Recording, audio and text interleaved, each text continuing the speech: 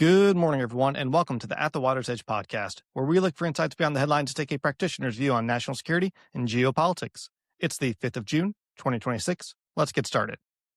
Now, the war with Iran continues unabated, with both sides exchanging fire as casualties mount, and a ceasefire is still apparently in effect. I guess it depends on how you want to define a ceasefire. Now, what does this mean for the future of American power in the region? What should an American grand strategy look like in this new era? How did we get to this point? And how can we walk our way out of it? To help break this down, today I'm joined by Dr. Trita Parsi from the Quincy Institute for Responsible Statecraft in Washington, D.C. He is one of the most prominent voices arguing for diplomacy, restraint, and a rethinking of U.S. policy towards Iran. You can find more of his work at tritaparsi.substack.com. Link in the show notes. With that, let's get to our conversation. At the Water's Edge is supported by Gray Zone Advisory. Gray Zone helps businesses and organizations understand geopolitical risk before it becomes a crisis. If your company is exposed to conflict, supply chain risk, defense markets, or international instability, Gray Zone provides executive briefings, strategic analysis, and decision support to help leaders understand what is changing and what to do next. Learn more at grayzoneadvisory.com. All right. Well, good afternoon and welcome to the podcast. How are you doing today? I'm doing well. How are you? Doing fine. Now, for a lot of folks outside of DC, they haven't heard of the Quincy Institute. Could you introduce yourself and some of the work you do there in your own words for the audience? Sure. We founded the Quincy Institute about 6 or so years ago. So it is a relatively new think tank in DC, but it's unique in several different ways.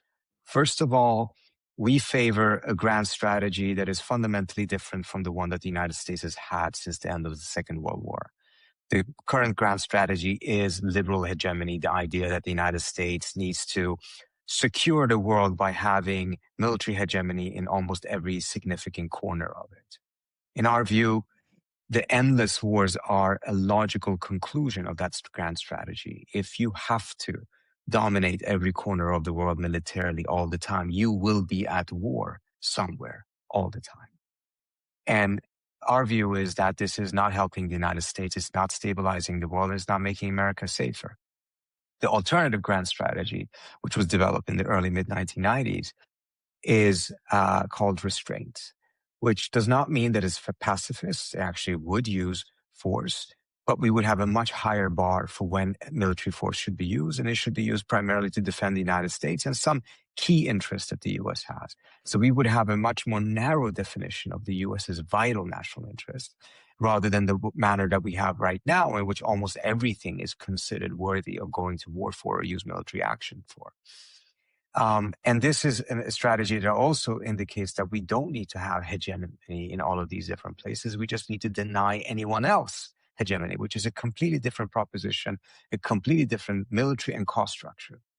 This, in our view, would have enabled the United States to preserve its very beneficial global position for a much longer period of time. I think it is indisputable that it is the wars in Afghanistan, Iraq, and now also Iran that have hastened the arrival of a multipolar world, that has hastened the relative weakening of the United States vis-a-vis other states, precisely because of the very costly mistakes.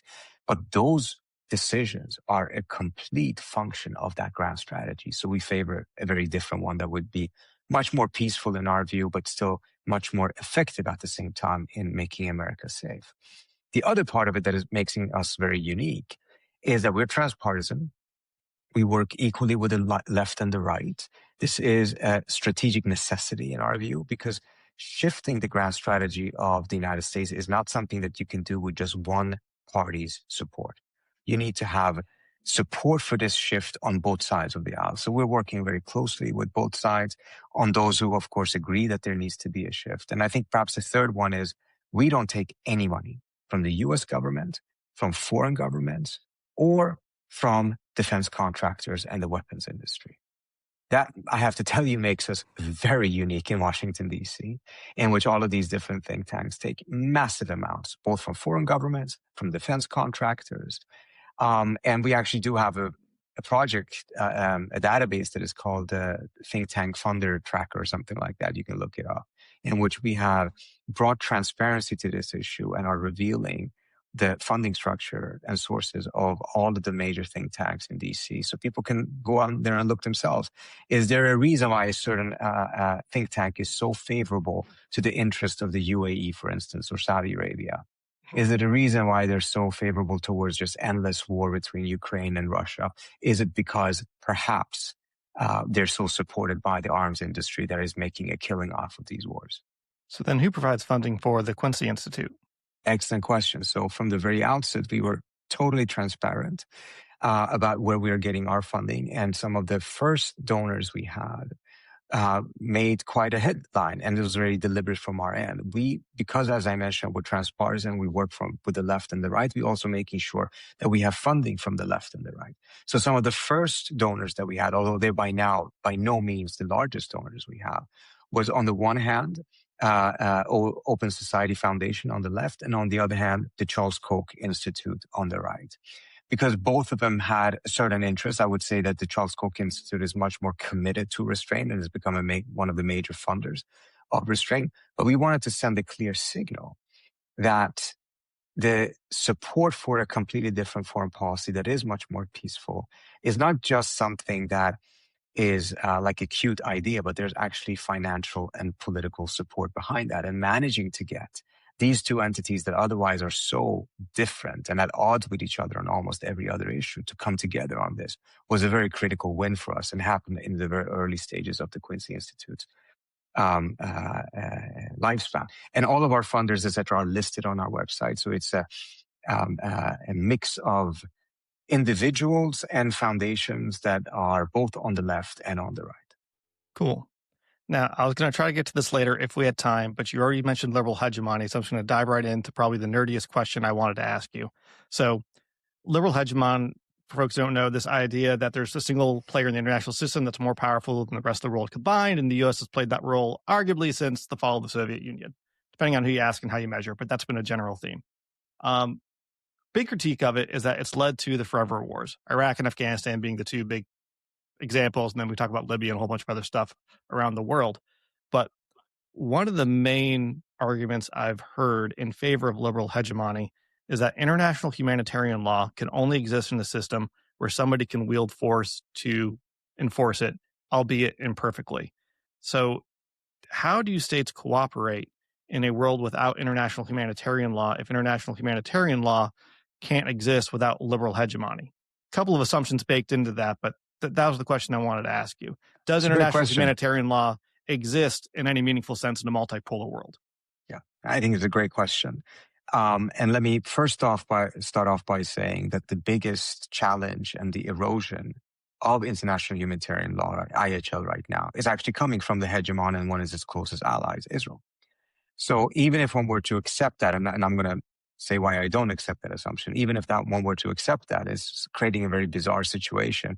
Because if one is supporting it because it's needed for IHL, then one also has to deal with the issue that the biggest blow to IHL right now is actually coming from the hegemon itself and one of its closest allies, who could not do it had it not been for the support from the hegemon. But I think more than anything else, the element that you're pointing to is that, yes, IHL is not going to have a lot of bite unless there is some muscle behind it. There is, however, a much more murky scenario or logic behind saying that muscle has to come from just single source.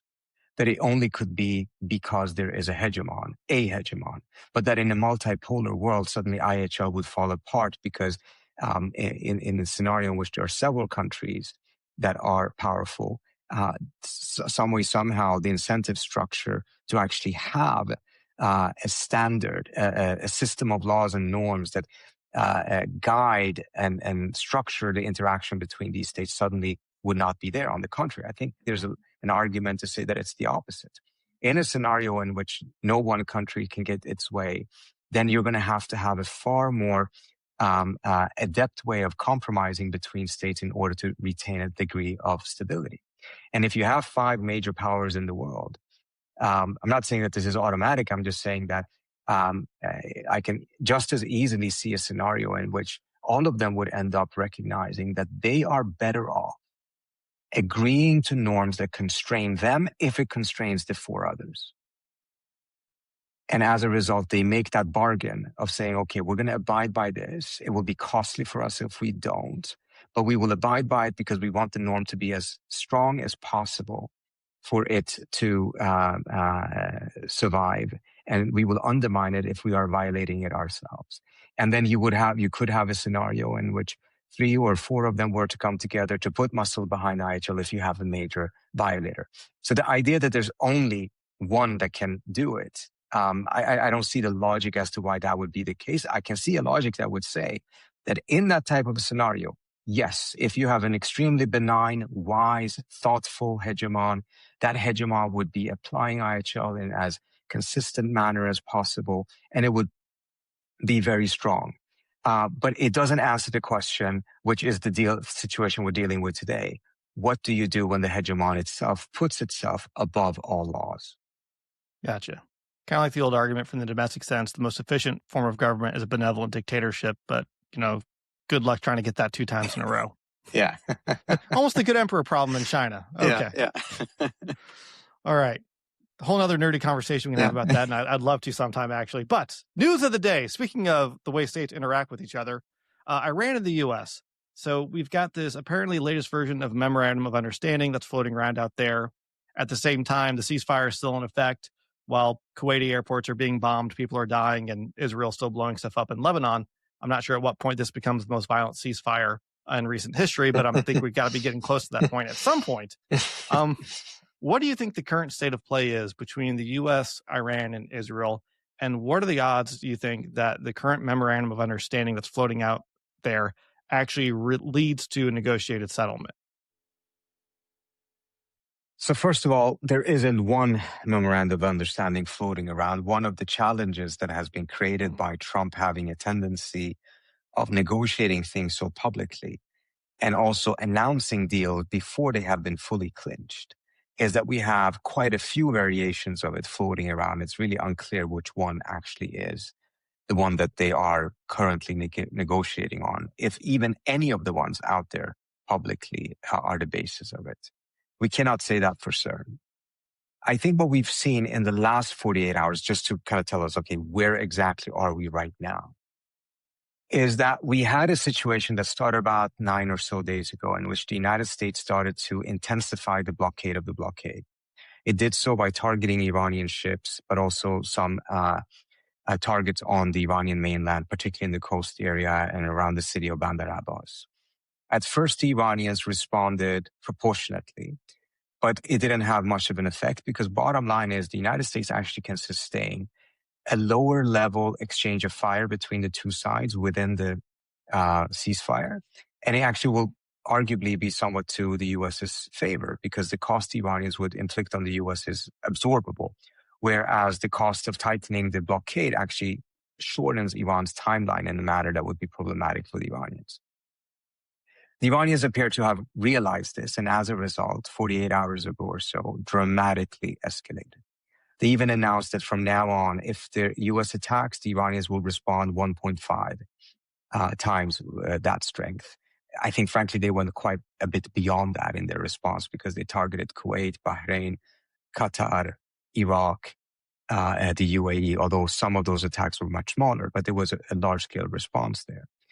What we have seen since then is that the Trump administration so far has not attacked again. Whether that is because Trump is taking a step back, assessing the situation, the military is trying to make up their minds of what strategy to use, or whether he actually kind of climbed down. Because if you take a look at his statement, it seems at a minimum that he was preparing for a climb down because he said, oh, these Iranian attacks were not that big of a deal, etc. He played it down in order to reduce the pressure on himself to respond. But what it showed, or at least what I think the Iranians were trying to show, is that they have escalation dominance.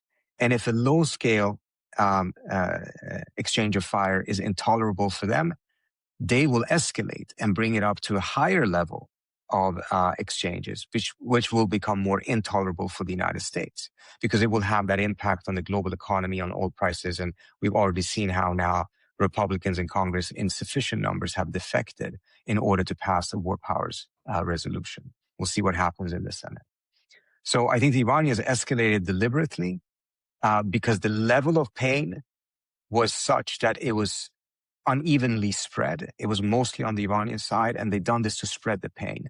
And they think that they can handle a higher escalation better than the US, not because they're stronger, they're clearly not, but because they have managed to take advantage of geography and that geography's control over the global economy in a manner that the United States should have known likely would happen, but Trump appears to have completely disregarded. A lot of it has been said about all the mistakes the Trump administration has made that has led them to this point in the conflict, different things they've done to miscalculate.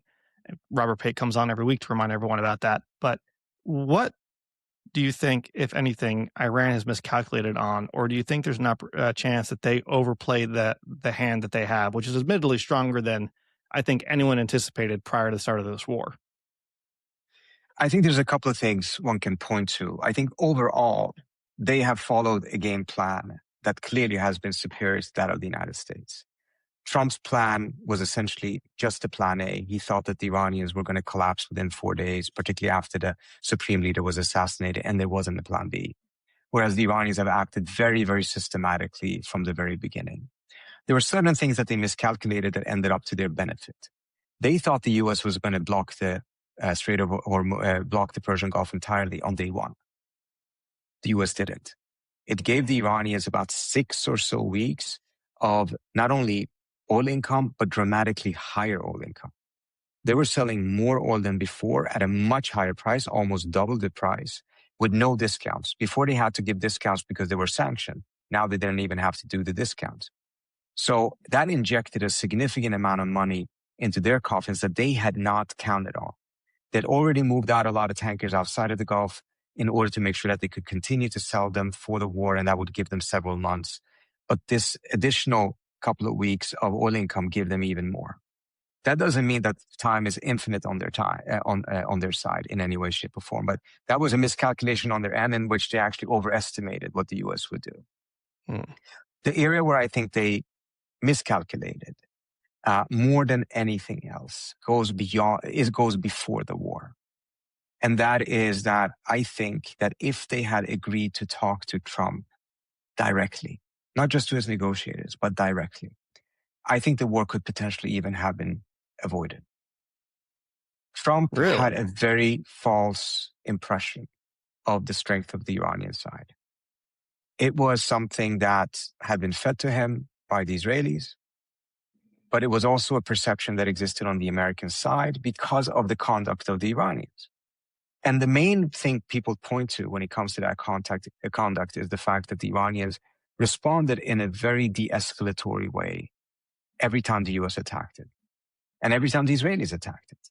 The first kind of exchanges between the Iranians and the Israelis essentially just showed what the Iranians could do, but they really did not try to do anything that could be escalatory. That changed with the June war, of course, but up until that point, it was very clear that they avoided it. And even in the June war, when the United States hit Fordo, the Iranian response was, according to the Pentagon, a polite response. All that did is it reinforced the idea the Iranians don't have what it takes. They will collapse.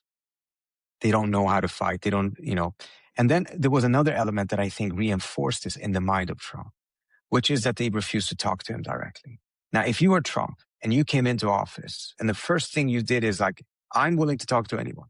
He just said that again the other day about Moshtaba Khamenei, the new supreme leader. And he has been. He went and shook the hand of Kim Jong-un, and he's happy to invite the former founder of Al-Qaeda in Syria into the White House.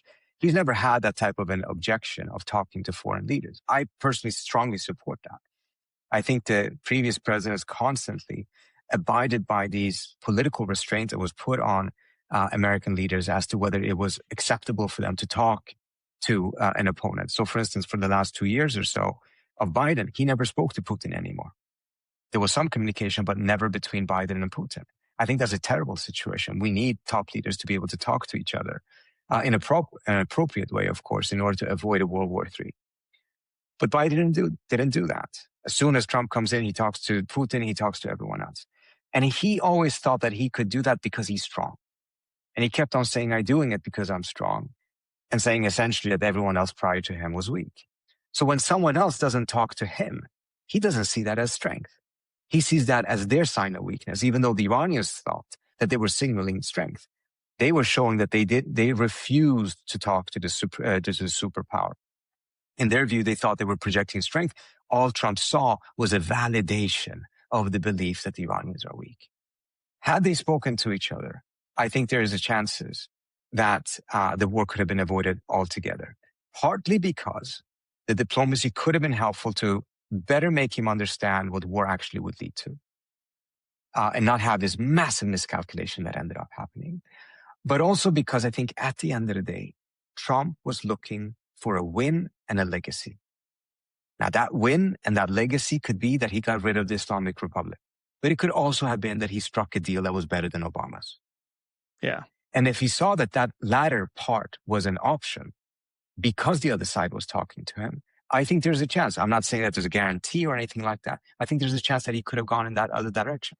And I think it was a miscalculation. And more than anything else, it was that the Iranians, for political reasons at home, just didn't have the strength, frankly, to do it. And I think that was a mistake, perhaps more than a miscalculation.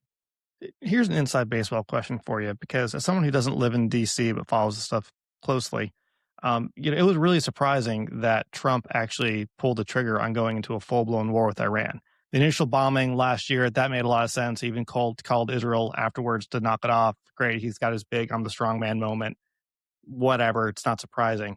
But a guy that, like you said, invited a former al-Qaeda member who's now president of Syria to the White House, happy to talk to Kim Jong-il, massive ego narcissist, thinks he's the greatest thing since sliced bread, willing to break all the norms, puts people in his cabinet, stacks it with folks who said, we should never go to war with Iran.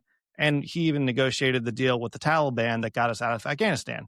Yeah, Joe Biden gets all the credit for how badly it went, but that was actually Trump's deal. How did that guy pull a 180 and pull ourselves right back into another forever war? Because it seems like there must be some weird set of circumstances to let him find himself stuck in that corner. Absolutely. And I think this is something that many of us have struggled to explain. I think Kurt Mills from the American Conservative said that this is the biggest betrayal of a promise to your base since George H.W. Bush said, read my lips, I won't raise taxes. And so this is an unbelievable 180. And, the strike against Fordo in summer of 2025, at the end of the day, was not inconsistent with Trump because it was military action, not war. It was over with in 45 minutes. No one in his base essentially noted in the sense that they had a negative effect or all of these other effects that the forever wars had. And that's why he got away with it. I think we may have, to a certain extent, misread him and also misread the situation. First of all, everything goes back to what I said earlier on. He thought that the Iranians are really weak. And I think this is really essential. Trump was not against these endless wars because he has some sort of a moral objection to war. He was against it because he saw how much it weakened the United States and how difficult they were, and that you should not put yourself in situations that are that difficult. So if you want to convince him to do something along those lines, you have to convince him that it's not going to be difficult. In fact, you're going to convince him that it's going to be very easy and it's going to feed into his desire for legacy. And this is what the Israelis did. It was a very systematic campaign to just portray the Iranians. Just go back and look at the media reporting at the time. Iran is at its weakest point ever. It's about to fall. I mean, just a couple of days of protest. I'm talking about in December. There were huge protests in January. In December, they were still very small. But the media reporting was like 10 days ahead of actual events because it talked about it as if the regime was about to fall. So there was that constant reinforcement of the idea they're about to fall. And then you add Venezuela to the picture, in which Trump got really lucky and had a massive success. And a belief that, he can just replicate that blueprint anywhere that he wanted. And I think that really pushed him over the edge into doing something. And when you take a look at how he spoke about this in the early phases, but also prior to it, you see that mindset, that belief system was clearly there. Prior to the war, he was, his envoy Witkoff mentioned that Trump was expressing frustration. Why haven't the Iranians capitulated? because their weakness, he thought, was going to mean that just because he amasses 1/3 of the U.S. Navy outside of Iran's shorelines, the Iranians are going to panic and they're going to capitulate. And he was like shocked. Why aren't they doing so? He genuinely believed that they were so weak that they would capitulate. And then he told leaders in the region when the war started, don't worry. I know you understand. You didn't want this, but don't worry. This will be over with in 4 days. He told Keir Starmer when he asked for his support in the war, and Keir said, I need to go and do whatever consulting, etc. in the British government. And then Trump was kind of frustrated and said, well, don't take too long because this war is going to be over in 3 days, he told him. So he genuinely believed that. And I think it's precisely because he thought that it was easy, that he thought that this is not a problem. It is not a repeat of all the things that he had warned about. This is not a break of his promise, because no one's going to notice that there was a war if it only lasts 4 days. It's not going to have any economic impact. It's not going to do any of these different things. That only comes if you fail. And you only fail if you go into a war that never had a good chance of succeeding in the first place. But this is going to be a cakewalk, just like Venezuela was. It's interesting to hear that, because we know that folks in the DoD were on their own leaking to the press that Iran would not be a cakewalk, that our own war games were showing this would not be easy. I've seen some of those reports myself from my prior life. How did that information not make it to Trump? That just seems shocking. The entire military establishment universally, without fail, said this is not a good idea. And it had the same people that pulled off Venezuela, that crew, and they still couldn't get Trump to not make this colossal blunder. This is where the breakdown of the policy process comes in which decisions under normal circumstances, particularly decisions of this kind, have a very strict process in which they go through, in which information does come in.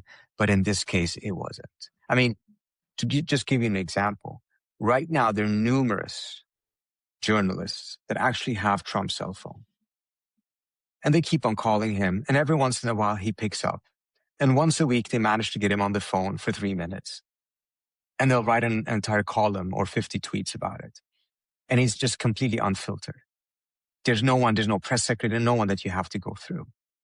And that is very much how this entire policy process is.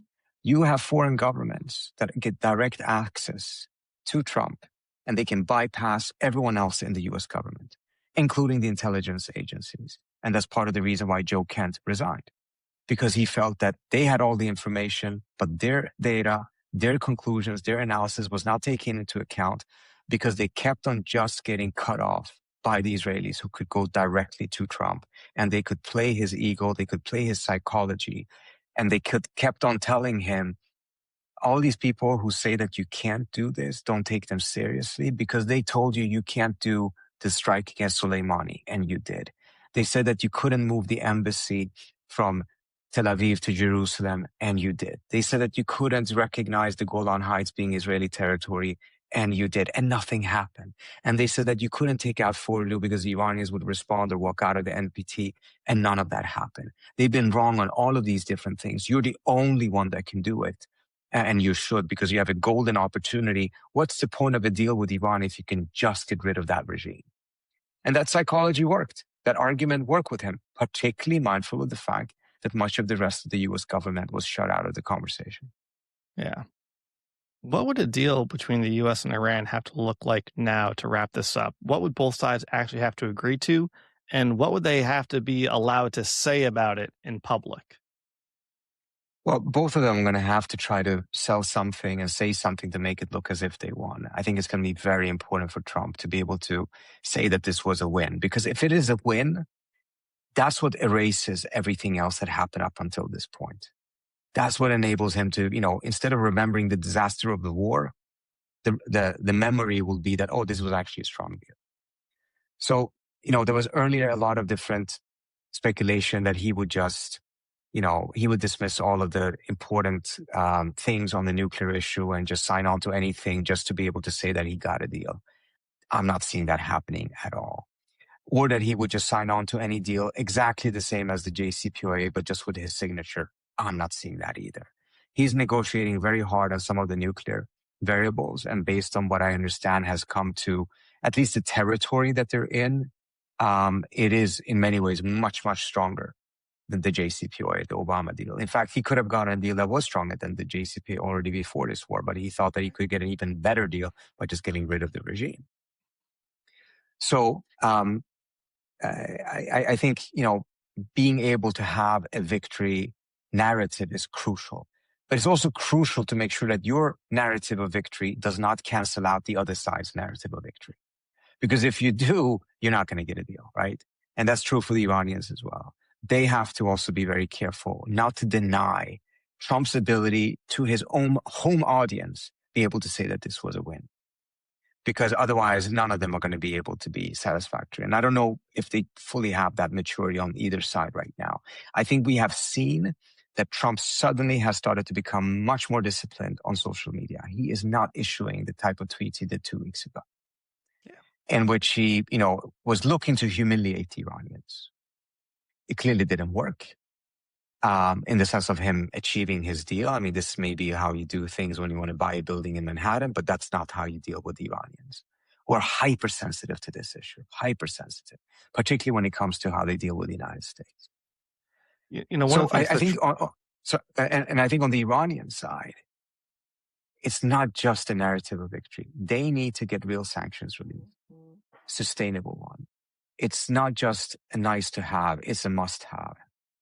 Because their economy was already really in a bad shape before this war. Now they have $300 billion of additional damages. And they have a very upset population because of the killings that occurred in January 8th and 9th of this year, a wound that has not even begun to heal within society, but it's been put on pause because the country has been under attack. Once the war is over, the Iranian government is going to have to deal with massive internal problems. And they will need sanctions relief in order to be able to manage that.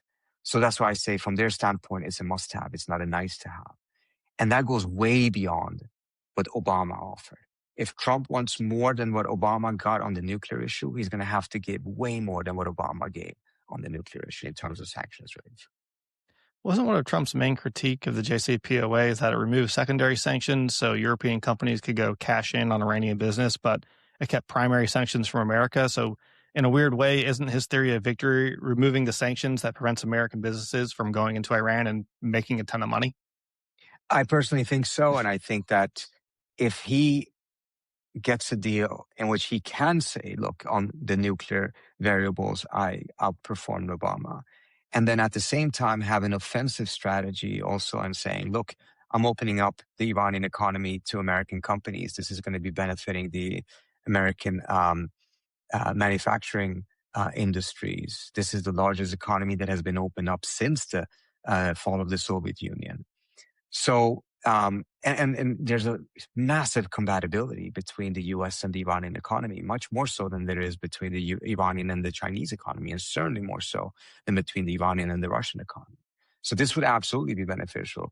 I did a study a couple of years ago on an econometric model to say, okay, if you take out sanctions and just look at what the trade should be between two countries with this degree of distance, with these type of sizes of economies, et cetera, several different variables, and you just even it out based on how things look in the world on all of those variables between all combinations of countries.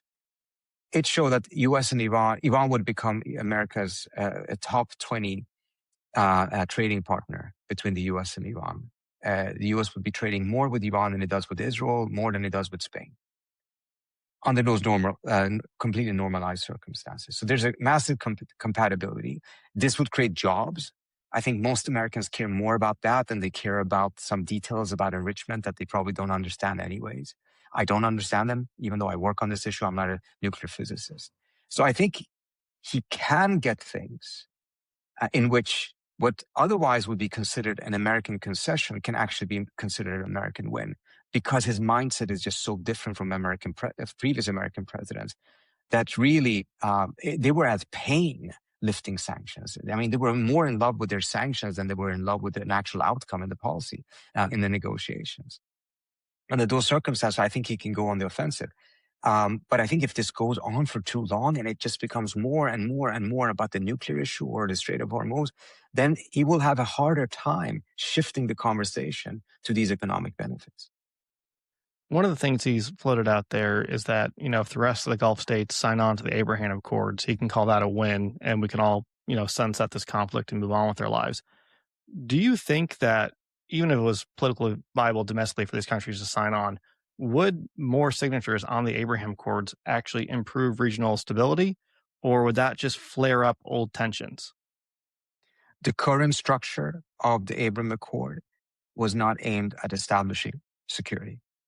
It was essentially aimed to create an anti-Iranian alliance between Sunni states and Israel and keep American military domination in the region at a high level. It would be an absolute disaster. It would not bring about peace. It wouldn't bring about stability. And more importantly, it would entrench the United States further in the Middle East rather than allowing the United States to be able to extract itself from the Middle East, which is by now what 4 presidents in a row have promised that's what they want to do. And I think the overwhelming majority of Americans would like to see as well. So no, I think the Abraham Accord would be an absolute disaster. Trump doesn't understand, it seems to me, the details of the Abraham Accord. He just sees it as a legacy thing. And the fact that he can say he got normalization between certain states. I mean, Kazakhstan just joined the Abraham Accord. Kazakhstan had already normalized relations with Iran, but they joined it because it makes them look good in Trump's eyes. It tells you how little he understands. But also, Trump at one point said Iran should join the Abraham Accord. It truly shows that he didn't understand the real point of the Abraham Accord because it was an anti-Iran alliance that was being created. How can that be an anti-Iran alliance if Iran joins it? It just completely negates the entire thing. I think there's certain instincts that are valuable. So yes, is it great if we actually get a regional security architecture in the region that enables the region to shoulder the responsibility of security of the region on their own shoulders? Absolutely. That's not the Abraham Accord. The Abraham Accord was designed to keep the United States in the Middle East. So if he wants a legacy issue, again, it's the legacy that matters, not what's inside the legacy. Then I think he can still turn that around, go for a different type of an architecture, an inclusive one. Call it peace because it actually would be peaceful. It wouldn't be the same thing such as, normalizing relations with Israel and some of these states. And point to that as part of his legacy. He can still do something along these lines. But if it actually is the strict Abraham Accord and a bunch of these countries now under these circumstances, normalizing with Israel, first of all, it won't even happen. 1 or 2 states perhaps, but you're not going to get Saudi Arabia to do it. And if you don't get Saudi Arabia to do it, really, you're not making a big difference. I mean, Kazakhstan joining didn't make the slightest difference, of course. But I think, frankly, this is something that the Israelis and some of their supporters in Washington were pushing him to do because it was designed to be a poison pill. It was designed to do something that would just make it impossible for him to actually get the nuclear deal. What do you think of the idea that's been floated out there that, first Trump term comes around, Abraham Accords gets signed. Now we have states recognizing and normalizing relationships with Israel, absent a resolution to the Palestinian issue. Hamas takes that and goes, okay, we're about to be cut off. We need to go full ham right now. Does October 7th. Israel rolls in, massive genocide. Maybe you want to call it something else, but description's pretty good. Massive genocide seems to in be Gaza. quite fitting description, yeah.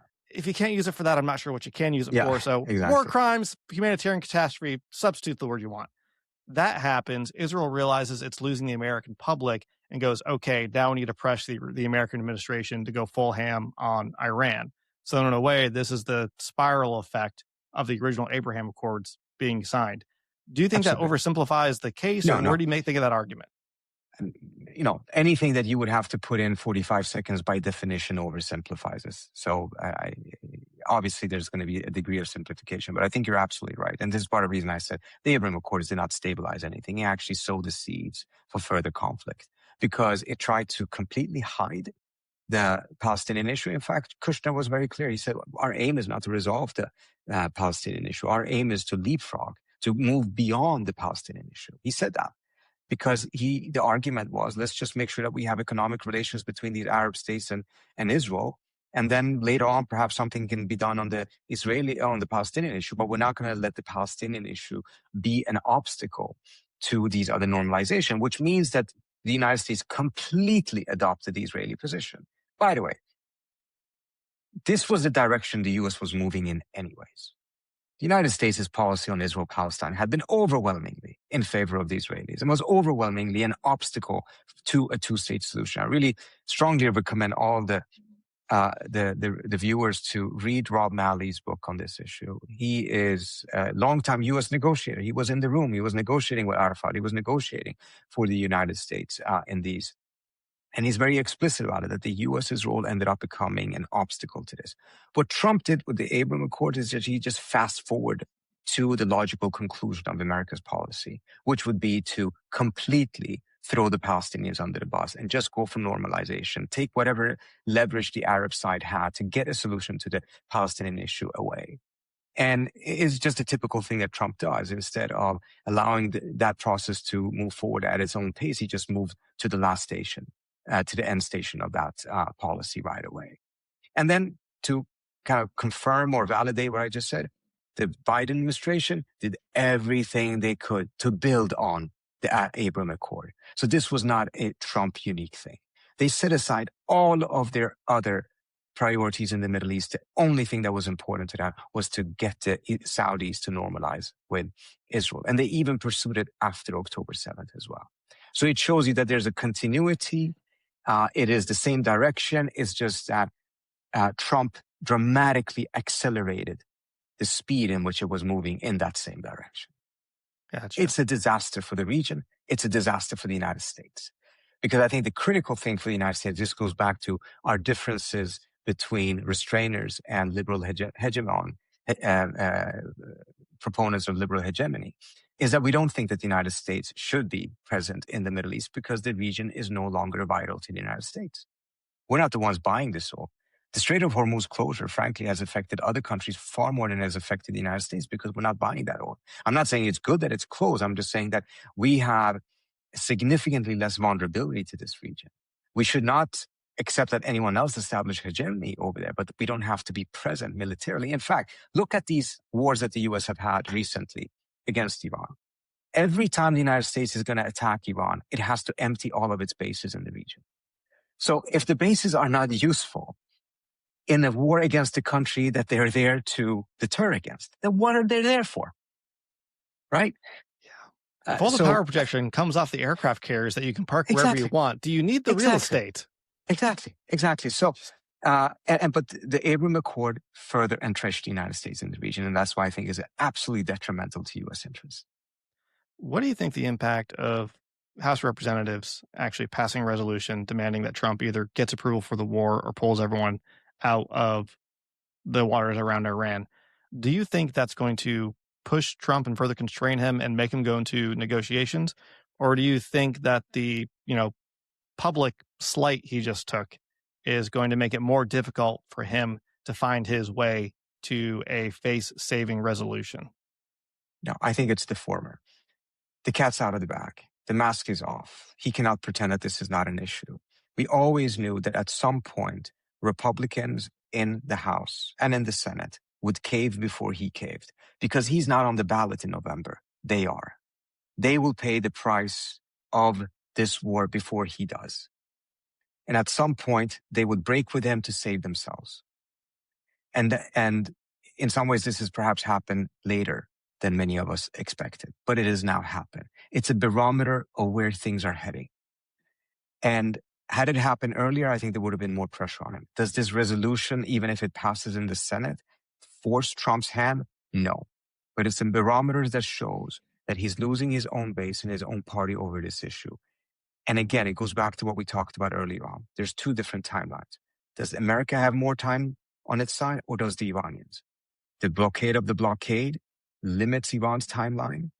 But at the same time, all of the other economic consequences of this war, which then translate into political challenges in Washington and throughout the country, limits Trump's timeline. Regardless of how much he makes statements saying, I don't care about the midterms, I don't care about how oil prices are affecting the pocketbook of Americans. He can say that as much as he wants. It affects him. It limits him. It constrains him. And it is part of the negotiation at this point. Well, speaking of time, we're coming up on ours, but what is it that you're watching to see what happens next? Where are you focusing as you're trying to unpack this? When it comes to the very immediate thing, I'm watching to see, is the United States going to go back to attacking Iranian ships in the Persian Gulf? Or did the escalation by the Iranians lead to a scenario in which both sides will now take a step back? If we have a step back, then I think is going to give renewed momentum for the negotiations. It doesn't resolve anything in and of itself. If we don't, then I think we are really heading towards a very dangerous situation in which things can really escalate out of control. What is very important to understand, though, that yes, Trump played down the risk of the damage that the Iranians committed in Kuwait and elsewhere. But at the same time, neither side has broken off talks. Neither side have said that talks and diplomacy is over. At one point, the Iranians threatened, although it was misreported, they threatened to suspend talks, but they never did. So diplomacy has continued. If that changes and they actually break off, that's a very, very bad sign. The third thing is, of course, what happens in Lebanon. That's where Netanyahu has the easiest way of sabotaging this diplomacy by escalating in Lebanon. And that's part of the reason, of course, why Trump had that colorful conversation with him a couple of days ago. Cool. Well, where can folks find your stuff if they're looking for more of your work? I hope they subscribe to my Substack, which is tritaparsi.substack.com. They can find me on Twitter as well, which is tparsi, although increasingly I'm not so sure how much longer I can survive on some of those other platforms. That's why Substack has become my home of choice at this point. And of course, they should go to the Quincy Institute's website, which is quincyinst.org. Awesome. Links to everything mentioned will be in the show notes. Trita Parsi, thank you so much for talking with us today. Really enjoyed the conversation. Thank you so much. Really appreciate it.